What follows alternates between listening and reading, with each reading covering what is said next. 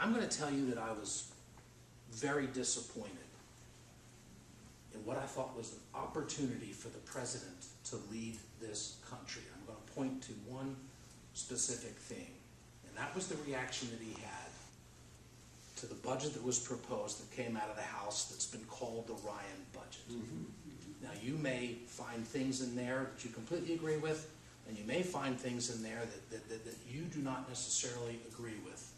But the point of it is that there was a work of a budget committee that laid out a framework that said, here is where we want to go. And when Ryan did this, he did not demagogue. He's not out there pointing fingers, and he's laying out his concerns and his points about the unsustainability of that budget. The president, for the first time in my recollection, came out and proposed a second budget. You may remember he came over and proposed his first budget that had the dramatically increased spending. Now he's come out and he's proposed a second sort of budget guideline that is still has tremendous amount of definition that's needed. But rather than looking at Ryan and saying where he agreed or disagreed, or even opening up the parameters and saying, you know, there's some credibility here, we can agree, let's get started, he put him in the front row, just like this gentleman here, and chastised him. And made a political statement. Well, this is going to do a great job to frame the election for 2012, but it doesn't do a darn thing about us as a nation getting together to deal with this real issue.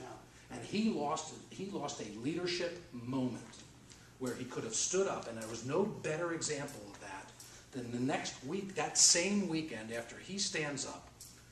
He's talking about the budget. Who does he send to the weekend talk show? Does he send his budget secretary, his treasury secretary?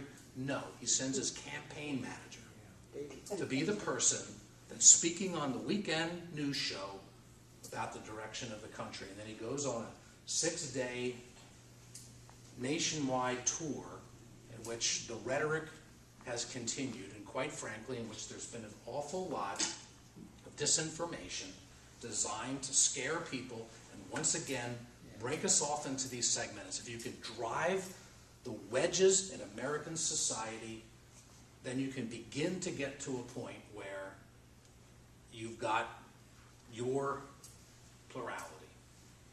And this seems to be the way that that's going to be approached. And you're going to see many of us are going to be attacked, that we've somehow abandoned seniors, that we're somehow against the poor, when in fact, first thing, and you know, this is first and foremost the issue that's out here on the table, Medicare. That plan does not change Medicare. For any senior citizen currently enrolled or 55 who will be 65 by the time, it keeps our commitment that has been made. And yet you would think by the phone calls and the other things and the robocalls that are going into senior citizens talking about what we're doing, it's a scare tactic. It wasn't the beginning of a debate to say, hey, we've all got to collectively get together to try to deal with this issue.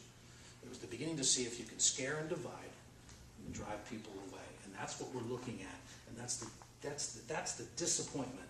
I am hoping that what we have is a sufficient time in which intelligent people will begin to look, and there's going to be levels of disagreement, because there's nothing perfect about either side of this, but there is going to begin to be the opportunity to start to look and say, how can we deal with some of these issues, and how do we get there in a serious way? I'm hoping that what happens is that people will see through it. And I do believe, and I think the president's been called to account to some extent.